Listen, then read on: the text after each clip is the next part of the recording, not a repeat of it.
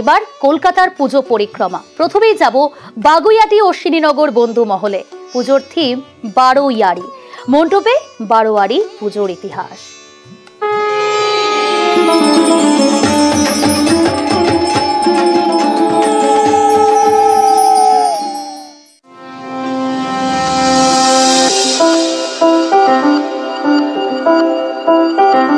বাগুইআটির অশ্বিনীনগর বন্ধু মহল পুজো এবার ৪৪তম বর্ষ, আর এই ৪৪তম বর্ষে থিম বারোয়ারি। কিন্তু বারোয়ারি পুজো বা বারোয়ারি পুজো কবে থেকে এলো? সেই জগৎ নারায়ণ কংস নারায়ণ পেরিয়ে শোভাবাজার রাজবাড়ির পুজো, তারপর এক সময় বারোয়ারি পুজো। সেই বারোয়ারি পুজো কিভাবে তৈরি হলো, উৎপত্তি হলো, তারই কাহিনী এবার অশ্বিনীনগর বন্ধু মহলের পুজো মণ্ডপে। পশ্চিমবঙ্গে বা তথা ভারতবর্ষের দুর্গাপুজোর উৎপত্তি কোথায় সেটা কি আমরা সত্যি জানি? সেটা মানুষের সামনে তুলে ধরাটা খুব দরকার।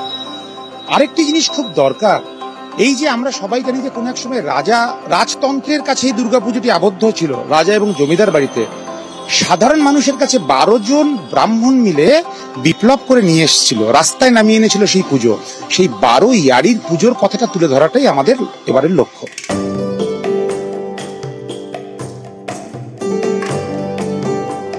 সালটা ছিল 1790। এরকমই 12 জন ব্রাহ্মণ মিলে শুরু করেছিলেন বারোয়ারি পুজো হুগলির গুপ্তিপাড়ায়। আর সেখানেই সেই জমিদারি প্রথাকে ভেঙে রাজপথে প্রতিমাকে নিয়ে এসে পুজো করার রীতি চালু হলো, যা বারোয়ারি পুজো। আজ বঙ্গে কলকাতায় উৎসবের চেহারা এই বারোয়ারি পুজোকে কেন্দ্র করেই। ঠাকুর অর্থাৎ দেবী প্রতিমা নিজেও যেন সেই দালান ঘর ছেড়ে টিনের চালায় চলে এলেন, একেবারে বারোয়ারি অর্থাৎ সাধারণের পুজো হিসেবে। বন্ধু মহলে সেই ছবিটাই এবার পুজো মণ্ডপে উঠে আসবে, বারোয়ারির কথা।